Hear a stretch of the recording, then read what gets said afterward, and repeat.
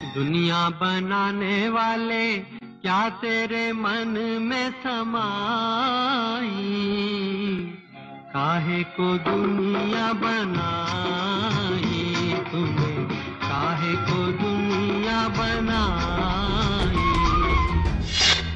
युगों पुरानी धार्मिक मान्यताएं एक झटके में ध्वस्त हो गई। ये सृष्टि अपने आप बनी है, किसी ने जानबूझ के बनाई नहीं, सोच समझ कर डिजाइन नहीं किया। ये साइंस का शुरू से धारणा रही है। विज्ञान ने दी है ईश्वर को चुनौती। जैसे हम कहते हैं कि भगवान ने सब कुछ बनाया, तो उसी तरह से फिजिसिस्ट या पार्टिकल फिजिसिस्ट की लैंग्वेज में हम ये बोलेंगे कि हिग्स बोसॉन ने सब कुछ बनाया। तो इसलिए हम ये बोलेंगे कि भाई भगवान तो हिग्स पार्टिकल हो गए, हमारे हिग्स बोसॉन हो गया। वैज्ञानिकों ने दुनिया बनाने वाले सबसे छोटे छोटे कणों को ढूंढ निकाला है।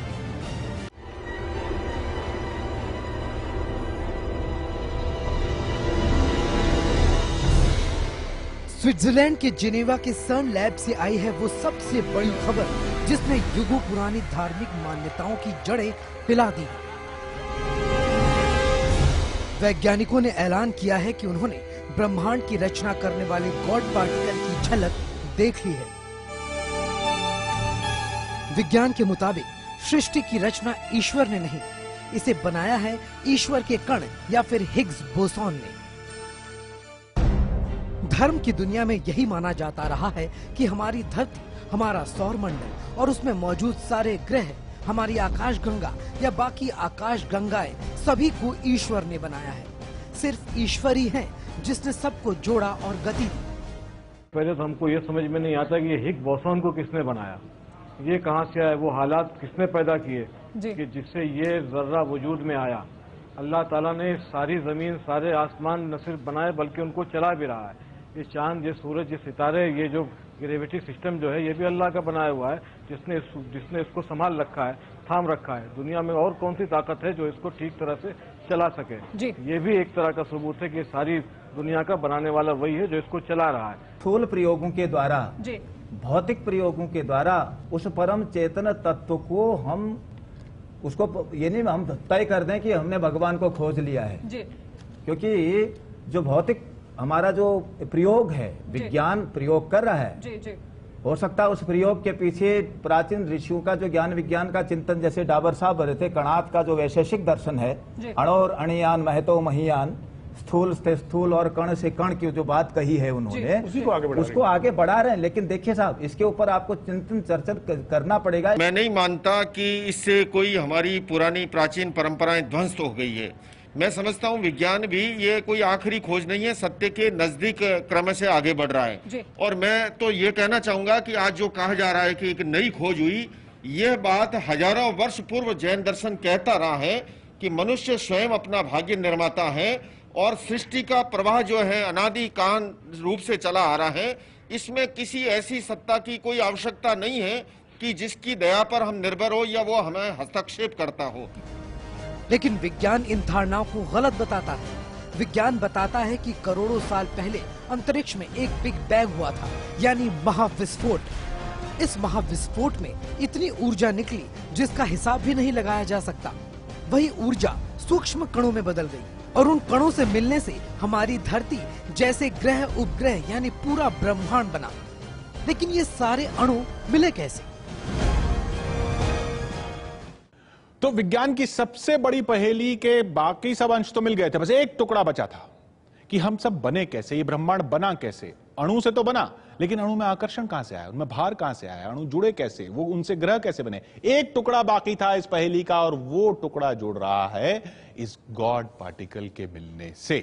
गॉड पार्टिकल, भगवान का कण, जिसने अणुओं को ऊर्जा दी, आकर्षण दिया, आकार देने की क्षमता दी, जिससे अणु जुड़कर ग्रह बने, सब कुछ बना, ब्रह्मांड बना।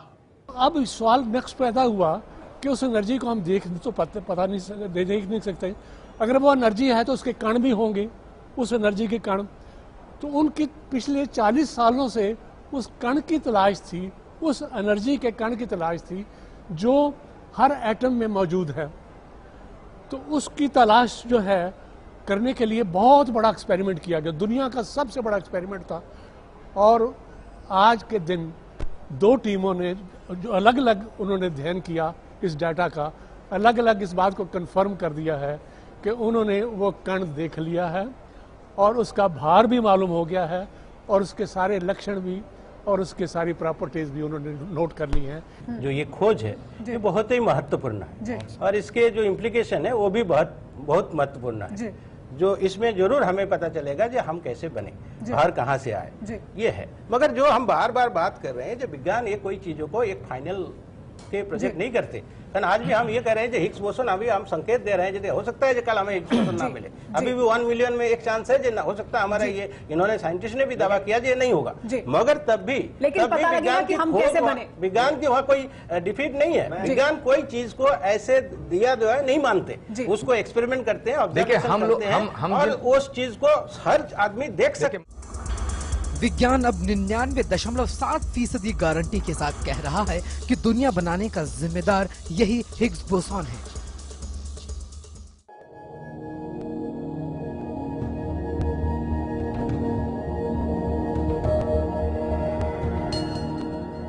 दुनिया की कोई भी चीज हो, उसे तोड़ते जाएं तो ऐसे महीन कण मिलेंगे, लेकिन एक सीमा के बाद हम उसे तोड़ नहीं पाएंगे। इसके आगे का काम किया वैज्ञानिकों ने। उन्होंने इन कणों को भी प्रयोगशाला में तोड़ डाला और तब हमें पता चला कि हर चीज का सबसे छोटा हिस्सा है अणु। विज्ञान यही नहीं रुका, उसने इस अणु के अंदर भी झांका तो पता चला कि ये अणु भी कई तरह के कणों से बना है, जिन्हें परमाणु कहा गया। सच की तह तक पहुंचने की जिद, सच की तह तक पहुंचने की जिद में वैज्ञानिकों ने इन परमाणुओं के भीतर झांकने की भी कोशिश की। उनके भीतर भी झांका, खास प्रयोगशालाओं, खास उपकरणों से, और झांक कर क्या मिला? इलेक्ट्रॉन, प्रोटॉन, न्यूट्रॉन जैसे कण मिले इन परमाणुओं में। पढ़ा होगा आपने स्कूल में। इलेक्ट्रॉन, प्रोटॉन और न्यूट्रॉन के मिलने के बाद एक बार की ये मान लिया गया कि बस इनके भीतर नहीं जाया जा सकता, और यही है सबसे छोटी यूनिट या इकाई जिनको जोड़कर बनी है ये दुनिया। लेकिन फिर इतने छोटे कणों को बनाने वाले क्वार्क और लेप्टॉन नाम के 2 और कण भी मिल गए और मान लिया गया कि अब कुछ और हाथ नहीं लगने वाला। लेकिन ये वैज्ञानिक खोज का अंत नहीं था। इससे तो ये पता चला कि हम जिन चीजों से बने हैं, ब्रह्मांड जिन चीजों से बना है, उसकी सबसे छोटी इकाई क्या है। लेकिन इन इकाइयों को, इन अणुओं को जोड़ा किसने, भार किसने दिया, ये कैसे जुड़े, कैसे इनसे दूसरी चीजें बनी, ग्रह बने, ब्रह्मांड बना, किसने जोड़ा, किसने आकार दिया, किसने आकर्षण दिया, किसने भार दिया? क्या वो भगवान था? ये जवाब नहीं मिला। विज्ञान को यह पता था कि अगर उन्हें दुनिया की सबसे छोटी इकाइयां मिल गई हैं, तो इन्हें आपस में जोड़ने के लिए ताकत भी कहीं न कहीं जरूर होगी। यानी एक ऐसे बल की तलाश थी जो उनके सामने नहीं आया था। इसे नाम दिया गया हिग्स बोसॉन।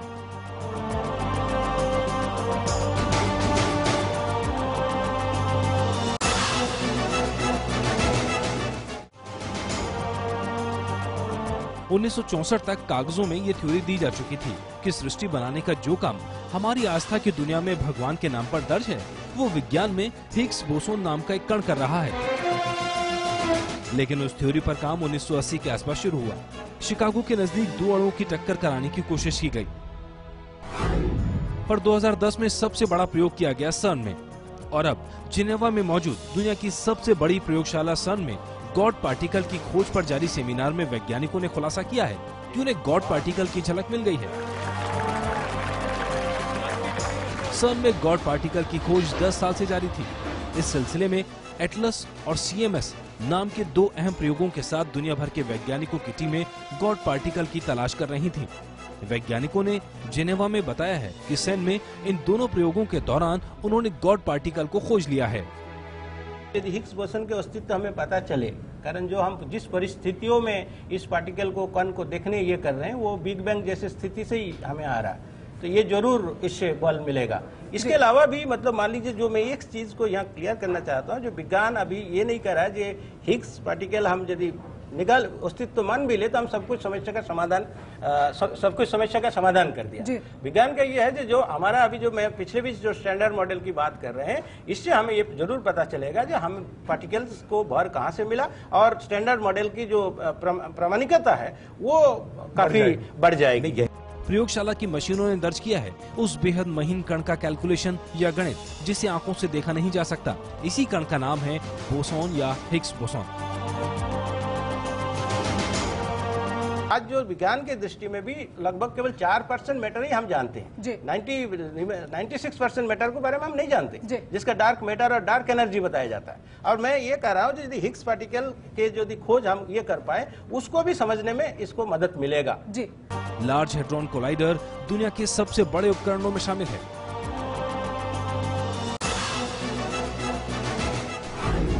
जमीन से 100 मीटर नीचे करीब 27 किलोमीटर लंबे पाइप में यह प्रयोग किया गया। फिजिक्स की सबसे बड़ी प्रयोगशाला सन में मौजूद परमाणु तोड़ने की मशीन लार्ज हेड्रॉन कोलाइडर यानी LHC में 2 अहम प्रयोग किए गए। इन प्रयोगों का नाम था एटलस और CMS।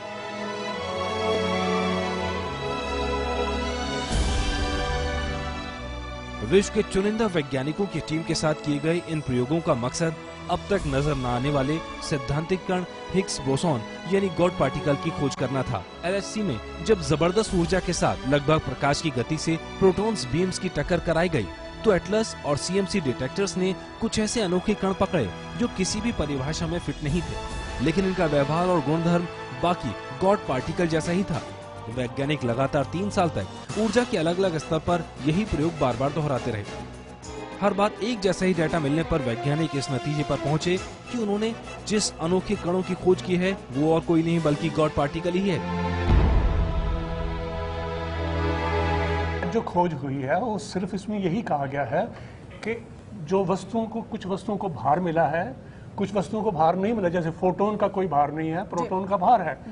ये भार देने वाला जो प्रोसेस था, ये सृष्टि में कौन से कण की, कौन सी एनर्जी की, कौन से सोर्स की, कौन से फील्ड से ये चीज आई है जिसने वस्तुओं को भार दिया। उदाहरण के लिए मेरा जो वजन है, यहाँ पर मैं कांटे पे खड़ा हो जाता हूँ तो पृथ्वी की ग्रेविटी जितनी मेरे को खींचती है वो मेरा वजन है।